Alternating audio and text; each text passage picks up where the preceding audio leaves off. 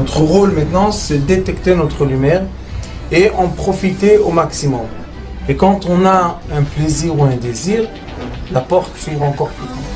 Comprenez, c'est quoi la lumière? Lumière, amour. C'est pas important qui tu es, où tu es, comment tu es. Dieu t'aime.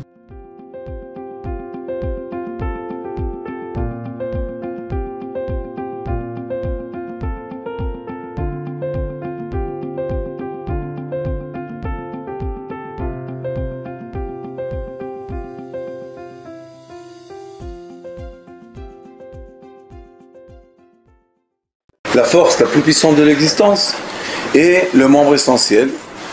On est né grâce à l'union intime et on va faire créer des vies grâce à l'union intime. Donc, les êtres humains, quand on parle toujours d'envie et de désir et de choses de ce genre, toujours les êtres humains se dirigent vers l'envie intime. Et c'est totalement normal. Sauf que comme dans chaque chose, nous avons le côté positif et le côté négatif. C'est comme toute chose. On mange des fois des choses qui sont bien pour la santé, des fois on mange des choses qui sont moins bien pour la santé. Des fois on a mal au ventre, donc on va faire un jeûne sans vouloir. Et des fois ça va bien et on mange 2 fois plus que ce qu'on a besoin. C'est la vie, c'est comme ça. Maintenant, comme on sait que c'est comme ça, et on sait que le peuple d'Israël a représenté le membre essentiel quand il est descendu en Égypte, qui représente le membre essentiel féminin, et le peuple d'Israël a représenté le membre essentiel masculin, et à la sortie d'Égypte qui commence Shmot, ça veut dire que maintenant il y a un moment qui nous permet de se délivrer, d'avoir la délivrance de cette envie, pas l'envie positive de la mitzvah, mais des envies négatives de la mitzvah. Par exemple, une femme est venue me voir, mariée, et avant qu'elle se marie, 2 ans avant, elle avait un petit copain qu'elle était folle amoureuse de lui. Maintenant elle est mariée. Et étant mariée, elle a accouché un enfant, et au milieu de l'accouchement, il lui est venu dans la tête. Et depuis, il la quitte plus. Maintenant, elle se pose une question. Est-ce que je suis intime avec mon mari ou je suis intime avec lui? Parce que quand son mari fait avec elle l'amour, elle voit dans son imagination l'autre. Et il y a des histoires à l'envers. Que l'homme fait l'amour avec sa femme et il voit une autre femme. Donc il y a beaucoup de problèmes dans cette histoire. Et ce que nous on doit savoir, c'est que c'est impossible de dire qu'il y a un problème s'il n'y a pas la remède du problème. C'est impossible de dire que on est en train de faire une action et on ne pourra pas réparer cette action. C'est interdit de penser comme ça. Chaque action qu'on fait, on peut la réparer. Et c'est pour ça qu'on a 6 semaines maintenant, qui est contre Vav, en hébreu Vav, 6. Et Vav, c'est le membre essentiel. C'est Chesed Gvura, Tiferet, Netzachod, Yesod. Le Yesod qui est le membre essentiel est la 6e attribut des 7 attributs inférieurs. Donc, on a 6 semaines, Shovavim. Et dans ces 6 semaines-là, on peut tout réparer. C'est un moment, on va ouvrir, c'est comme une fenêtre qui s'ouvre. Et dans cette fenêtre-là, on élimine tous les démons qui sont autour de nous. Ce que je veux vous dire aujourd'hui, la première chose c'est que comme les gens normaux ne savent pas comment réparer ce problème, donc qu'est-ce qu'ils font? Ils s'adressent à des rabbins et ils donnent le pidyon nefesh, ils payent de l'argent et cet argent-là rachète le sang des tzadikim que eux ils font le ta'anit pour nous et tout ce qu'il faut. Ça c'est une chose. La deuxième chose est que pendant beaucoup de générations, malheureusement, on ne parle pas de la réparation du tikkun abrit de la femme. Tout le monde, tout le temps, accuse l'homme. Et d'après le Hari HaKadosh, et d'après le Zohar HaKadosh, la faute n'est pas seulement chez l'homme, aussi la femme a cette faute. Qu'est-ce qu'il dit le Hari HaKadosh? Je lis Shar HaKavanot, Drush HaLayla. C'est un livre qui explique les kavanot, comment avoir les bonnes intentions en faisant beaucoup de choses. Et Drush HaLayla, c'est quand on dit Kriyat Shema, les démons qu'on a créés nous-mêmes par les pensées qui ne sont pas avec notre femme, les actions qui n'ont pas été avec notre femme. Malheureusement, des fois, même quand on est marié, il y a le liquide masculin qui sort. Ça, c'est pour l'homme. Mais pour la femme, il y a exactement les mêmes problèmes. Elle a exactement les mêmes problèmes. Le Ari Akadosh dit qu'il y a 6 interdictions. Quelles sont les interdictions? Aller avec un animal, aller avec un homme, faire le liquide sortir tout seul, aller avec la femme d'un autre, aller avec une femme qui n'est pas de ton origine, et Mishkav, animal, on dit Nida, et être avec une femme Nida, une femme qui ne se purifie pas pour son mari. Ça, c'est 6 interdictions. Mais quand vous regardez ces interdictions, vous avez la même chose. Il y a l'interdiction de la femme d'emmener un animal sur elle. Comme nous, on a interdit de rentrer dans un animal, elle a l'interdiction de faire pénétrer un animal dans son corps. Et les gens pensent que ça n'existe pas, mais malheureusement ça existe. Aller avec un homme ou avec une autre femme. L'homme a l'interdiction d'être avec un homme, la femme a l'interdiction d'être avec une femme. Et être avec un homme marié. C'est comme nous, l'homme, il n'a pas le droit d'être avec une femme mariée. Faire sortir le liquide masculin, elle a un liquide féminin qu'elle fait sortir quand elle est toute seule. Et à la fin, se donner à un homme quand elle est nida. Elle doit elle-même se préserver de se donner quand elle est nida. Très simple, d'accord? Donc on voit qu'il y a un équilibre. Comme nous, on a les fautes, eux, elles ont des fautes aussi. Et aucun homme peut fauter s'il n'y a pas devant lui quelqu'un. Donc, la faute que la femme fait ou la faute que l'homme fasse, c'est la même chose. Et là, le Ari Akadosh, c'est lui qui va nous dire, dans un texte, il va nous dire Venimtza, ki ikar tikun, ou shichaven la'amit al yedei kriyat shma she'al mitato, otam gufim shel mazikim. Qu'est-ce qu'il veut dire? Chaque fois qu'on a eu des relations invisibles, je préfère les appeler comme ça parce que ça ne sert à rien de rentrer dans les détails. Quand on a eu des relations invisibles, ça veut dire qu'en face de nous, on n'a pas eu une femme ou une autre femme. On a fait naître des entités. Maintenant, ces entités-là sont en train de nous contourner. Et elles prennent l'abondance qui vient du ciel vers nous. C'est elles qui prennent première. Donc, la personne, elle attend à recevoir, je ne sais pas, un chèque de 1 million de shekels. Elle reçoit à la fin 100 000. Elle dit, hey, où l'argent? Qu'est-ce qui se passe? Comment il s'est dépensé? Et il se dépense.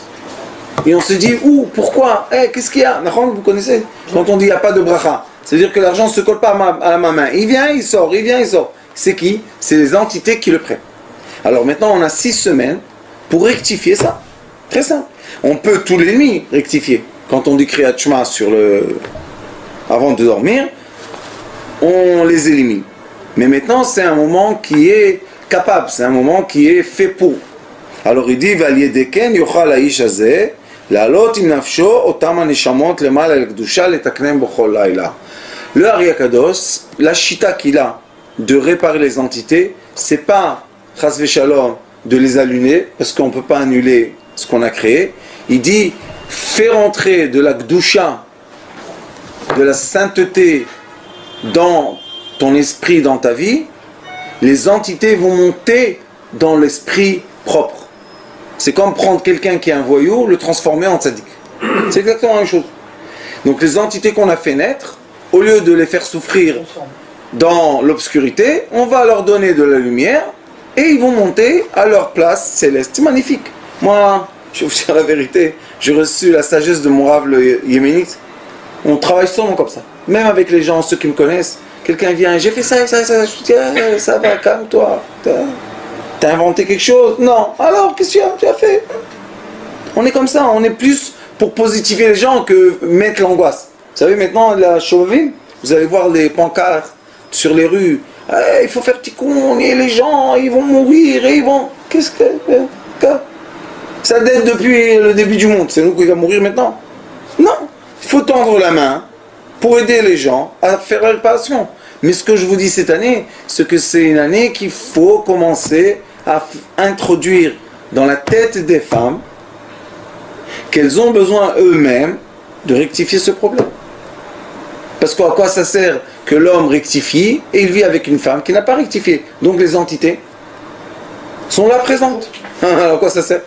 Alors il dit Veda ki kmo shiyotzin mazikinelu min ha'adam hamotzi shichvat zera lebatala eyoto beli isha, comme ces entités se créent quand l'être est avec une femme, c'est-à-dire quand l'être est sans une femme, et ça s'appelle le liquide masculin qui sort pour rien.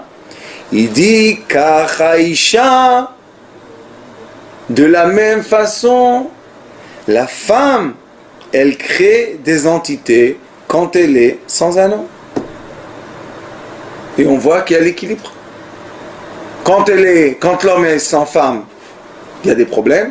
Et quand la femme est sans un homme, il y a aussi des problèmes. Où on a trouvé ça? On a trouvé ça aussi dans le Tikkun Zohar.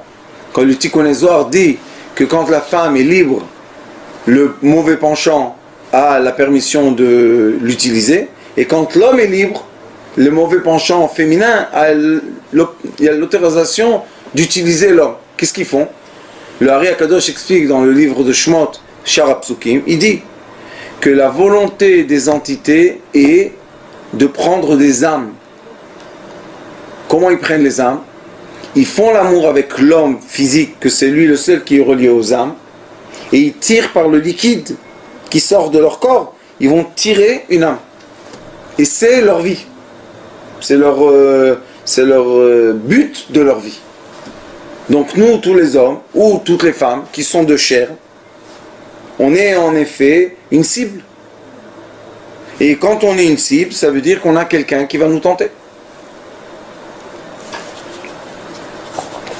C'est pour ça que là, la règle de la Torah dit, tu n'as pas le droit de voir ni des oiseaux, ni des animaux faire l'action intime ensemble. Maintenant, chacun de nous va se dire, quel est le rapport? Grave. La halakha dit, tu vas avoir peut-être envie. Maintenant, on va tous se dire, mais comment? C'est pas possible. Comment on va voir? De quoi? D'un animal? La preuve est qu'il y a des êtres humains, et même il y a des, je vais pas dire des religions, mais il y a des endroits où c'est complètement permis ça. Ils font l'amour avec des animaux. C'est comme ça qu'ils vivent. C'est honteux, mais c'est la vérité. Maintenant, on se dit d'où ça vient. D'où vient l'être, l'envie d'un animal? C'est impensable, non? Si la halakha, si le Shulchan Aruch te dit, tu n'as pas le droit de regarder deux animaux faire l'amour, parce que tu vas avoir envie, ça ne vient pas de nulle part, non? D'où est l'origine de ça, vous savez? Le premier homme, il est écrit dans Bereshit, que le premier homme, avant d'avoir sa femme à lui, Akadosh Baruch Hu lui a donné la possibilité spirituelle de s'accoupler avec toutes les existences sur terre. Les oiseaux, les animaux, tout. Et à un point que Noach, quand il était dans l'arche, le premier oiseau qu'il a fait sortir de l'arche était le corbeau. Il lui a dit, va chercher la terre. Et quand le corbeau est revenu, il a vu que les poussins du corbeau sont blancs. Qu'est-ce qu'il a dit, tu sais? Que Noach a envoyé le corbeau féminin parce qu'il avait envie du corbeau féminin. Et le corbeau masculin, il l'a renvoyé pour avoir envie du corbeau féminin. Vous comprenez que Noach a un corbeau, c'est un peu difficile. Mais il a été jaloux. Donc il est retourné dans l'arche, il ne voulait plus sortir. Et jusqu'aujourd'hui, les poussins de corbeaux sont blancs, et seulement quand ils grandissent, ils deviennent gris et noirs. Pourquoi? C'est à cause de l'histoire très ancienne.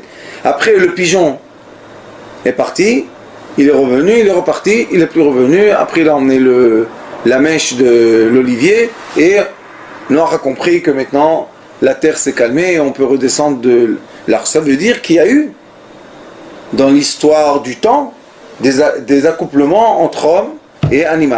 Chez les Grecs, il y a beaucoup de formes. Que par exemple, il y a un cheval avec un corps d'un homme. Il y a la sirène avec un demi-poisson, demi-femme. C'est même écrit dans le Talmud. Talmud, Masechet Yevamot, il est écrit que l'homme peut s'accoupler avec, je pense, le dauphin, le chien, et je ne m'en rappelle plus avec un oiseau, et ça peut sortir de ça quelque chose. Donc vous voyez que l'envie de l'être existe dans ça. Et c'est pour ça qu'on interdit. Parce que quand il n'y a pas d'envie, on n'a pas besoin d'interdire. Et si la Torah l'interdit, ça veut dire qu'il y a l'envie. Et la Torah dit, comme l'homme a profité du monde, la femme a profité du mal. Si la femme, la première femme du monde a profité du mal, ça veut dire que le mal excite l'être. C'est la conclusion, d'accord ? Donc si on a été créé de cette façon que l'envie physique excite l'être, ça veut dire maintenant que l'être humain doit diriger ou canaliser son envie physique vers l'être qui va profiter de ça, qui va lui emmener l'abondance, qui va lui emmener la richesse, qui va lui emmener la joie, qui va lui emmener le bonheur, qui va lui emmener des enfants. Mais s'il profite de l'être entité invisible, il n'aura pas ni l'argent, ni la joie, ni les enfants, puisque c'est invisible. Au contraire, les entités invisibles, eux, elles veulent voler l'âme. Et c'est très mauvais de faire sortir le liquide masculin où il ne faut pas. Même des fois, je dis aux gens que s'ils n'ont aucune autre façon, et ils sont par exemple célibataires ou je ne sais pas quoi, il est écrit qu'on peut aller dans une autre ville, habillé en noir, et faire ce qu'on doit faire. Mais il ne faut pas oublier que le liquide n'a pas le droit d'être d'or. Seulement, top. Alors il dit, et la femme, il y a un pasouk dans Teilim,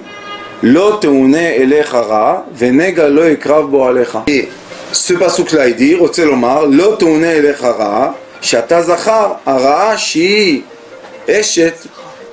ça veut dire quoi? Que le mal de l'homme, c'est la femme invisible, c'est la femme du démon. Elle a un nom. Venega, et quand on dit nega, c'est le démon, lui, l'homme, le masculin, le ekrabo alecha, shi eshtecha, qui ne s'approche pas à la tente. Et les tentes, quand on dit une tente, c'est toujours Oel Sarah, Oel Shuvolo Alechem, ça veut dire retourner vers vos femmes quand il y a eu le mont Sinaï, quand on a reçu la Torah. Après qu'on a reçu la Torah, tout de suite la première chose qu'Akadosh Baruch Hu dit, c'est retournez vite dans vos tentes pour être avec votre femme. Pourquoi? Parce que je vous ai demandé de vous séparer 3 jours. Il y a 3 jours de limite avant de recevoir la Torah, il y a 3 jours avant Shavuot, il y a 3 jours qu'on est limité, qu'on n'a pas le droit d'être avec sa femme. Mais qu'est-ce qu'il dit tout de suite après qu'on a reçu la Torah? Va vite dans ta tente. Qu'est-ce que veut représenter la tente? La tente représente la femme. Ça veut dire, va vite récupérer ta femme. Pourquoi? Parce qu'on sait que le liquide masculin vit à une longueur de vie dans le corps de la femme 72 heures. 72 heures, c'est Ain Bet. 72, c'est le chesed. Ça veut dire que le chesed de l'homme, la miséricorde de l'homme, adoucit la rigueur de la femme. Mais si on dépasse les 72 heures et on n'est pas avec elle, la rigueur commence à prendre le dessus. Et là, on commence à recevoir les caractères difficiles, et les femmes disent des choses qui ne sont pas placées, et elles s'énervent, et tout ça. Et moi, je dis au couple, mais tu sais qu'est-ce qu'elle veut, Nahon? Alors pourquoi tu ne fais pas? Je suis fatigué, j'ai pas le temps, qu'elle arrête, qu'elle me laisse tranquille, qu'elle me fasse ça, comme ça. Je dis, alors pourquoi tu es marié avec elle? Divorce-toi. Laisse-la avoir quelqu'un qui lui donne ce qu'elle a besoin. Et les sages disent que 2 fois par semaine, c'est minimum. Parce qu'on ne doit pas passer 3 jours. La laisser 3 jours sec. On doit tout le temps la nourrir. Et si la femme a ce besoin tellement fort, si elle n'est pas avec un homme, il faut comprendre tout seul qu'il y a une relation avec une entité.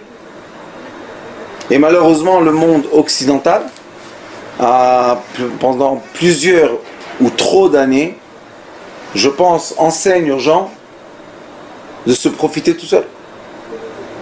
Dans les films, dans les publicités, dans comment dire, l'environnement l'ambiance, c'est qu'on peut être tout seul, on peut profiter tout seul, on peut voir tout seul, on peut faire tout seul, on peut jouir tout seul. Tout ça, c'est un grand problème. Parce que c'est jamais tout seul. C'est toujours avec ou un homme, une femme et entité. Et nous, ce qu'on veut faire, c'est, comme on est arrivé à la conscience qu'on veut avoir cette vie de couple ou cette vie intime alignée comme il faut pour profiter, sinon on ne profite pas. Et si on veut profiter, on veut effacer toutes les entités qui sont preuves de actions qu'on a fait qui étaient négatives. Et ça s'appelle Shovavim. Shovu elai va shovu elechem. Revenez vers moi et je reviendrai vers vous. Et la façon la plus belle de réparer ces choses-là, c'est attirer de la lumière. Ça veut dire que je sais que dans les relations intimes, j'ai eu des relations avec l'obscurité. Et maintenant, je veux dévoiler la lumière qui est derrière l'obscurité. Est-ce que je peux lever le voile ou pas? C'est ça la question. Et la réponse est, oui, on peut lever le voile. Il y a 6 semaines par an qui s'appellent les Shovavim, 6 semaines par an, qui sont des 6 semaines capables à faire ça. Et ces 6 semaines-là ne sont pas par hasard. Tevet Shvat. 1 mois et demi avant Hadar. Pourquoi? Le mois de Hadar, ça s'appelle Mishenichnas Hadar Marbim Besimcha.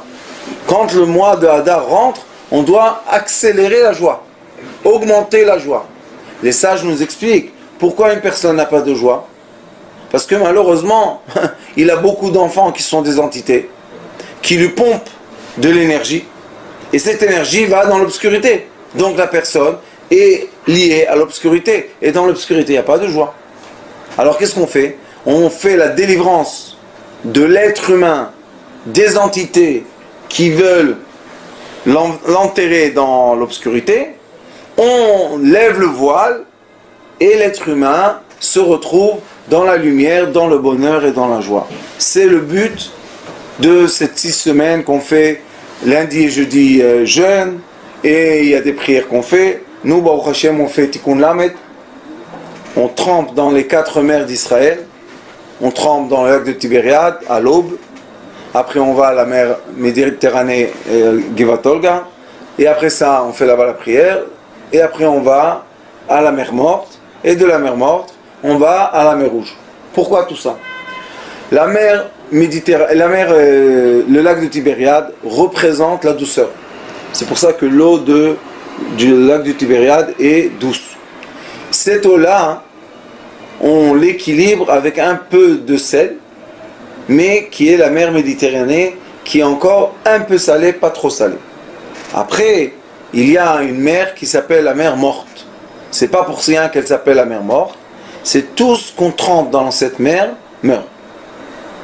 Ça veut dire que quand je trempe dans la mer salée et amère, qui est la mer Morte, je laisse là-bas tout ce qui sont les parties mortes de mon existence. C'est magnifique. Donc je peux laisser là-bas toutes les entités et tout ce qui m'embête, puisque quand on trempe dans l'eau, on se purifie. Mais vous voyez qu'il y a des degrés de purification. Et après, on va à la mer Rouge. La mer Rouge s'appelle aussi la mer Souf, Yam Souf. Sauf en hébreu, Souf, sauf, c'est la fin. Explique le Ari Akadosh dans beaucoup d'endroits, il dit pourquoi la mer de la fin s'appelle la mer de la fin? Parce que le peuple d'Israël s'est délivré du sorcellerie de l'Égypte quand il a passé par la mer de la fin. Il est rentré dans la mer de la fin, il est ressorti et il est sorti nouveau. Il est sorti qui n'est plus un esclave. Il est sorti qu'il n'a plus beaucoup de problèmes.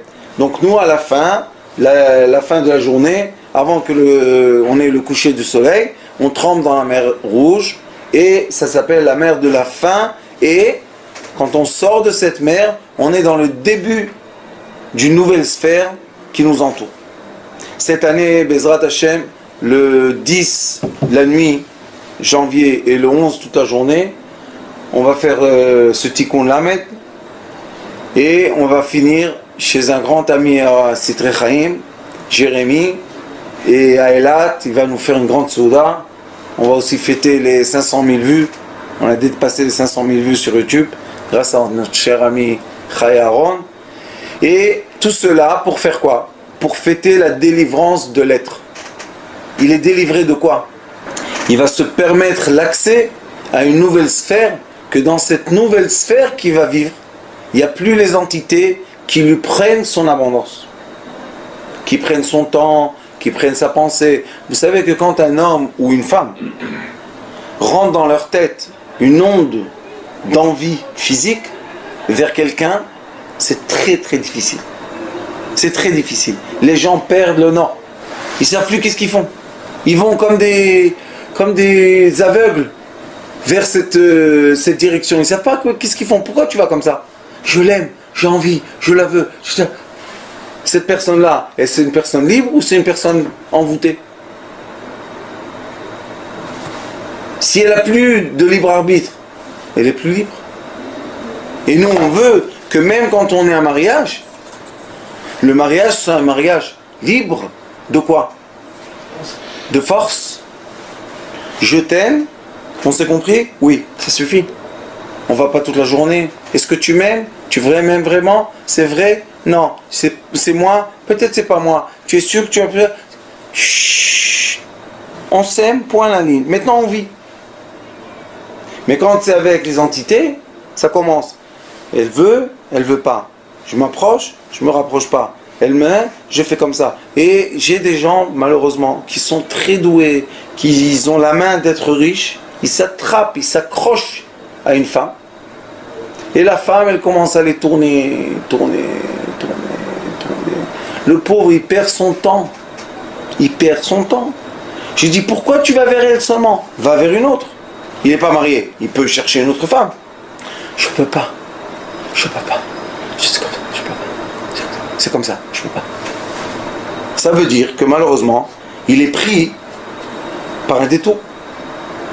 Ça veut dire que la force qui est là-bas n'est pas une force équilibrée. Et si c'est pas une force équilibrée et que la personne n'arrête pas de fantasmer de l'autre femme, il est lié avec elle un fil invisible. Et maintenant ils sont accrochés les uns les autres. Donc on a deux esclaves. On a deux personnes qui sont esclaves. Est-ce qu'on peut, en étant esclave, se rapprocher de notre âme? Non, puisqu'on donne nos sentiments à l'esclavage. Mais si je suis libre et j'ai un amour libre, que je sais que ma femme elle-même, point à la ligne, on n'en parle plus. On ne remet plus en question ça. Qu'est-ce qu'on fait? On évolue notre amour, on évolue nos relations, on évolue notre intimité, on étudie de plus en plus comment faire et quoi faire, qu'est-ce qu'il faut faire. Baruch Hashem, ça veut dire qu'il y a une bonne relation, qu'il y a une relation de vie. Mais quand, malheureusement, cette relation-là n'est pas en équilibre, maintenant il y a les doutes. Et quand il y a les doutes, on permet aux entités de nous approcher. Pourquoi? On est mélancolique, on est nerveux, on crie. Toutes les ouvertures spirituelles qui permettent aux entités de pénétrer la personne. Et ça, c'est très dangereux. Parce que les entités, il faut savoir, elles ont un but.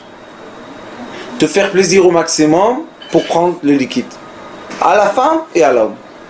Et si cette année, Baruch Hashem, les femmes aussi vont commencer à faire cette réparation de 6 semaines, maintenant on va commencer à avoir dans le monde un équilibre de quoi? Féminin, masculin, que les deux veulent se libérer de quoi?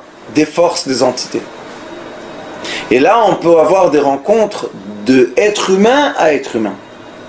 Et non pas rencontre d'être humain féminin avec une entité masculine, ou bien un être humain masculin avec une entité féminine. Ça fait du mal dans le monde. La preuve est qu'il y a déjà des pays sur Terre que la population ne peut plus se rattraper. À force d'être seul, une génération, deuxième génération, la troisième génération n'arrive plus à rattraper.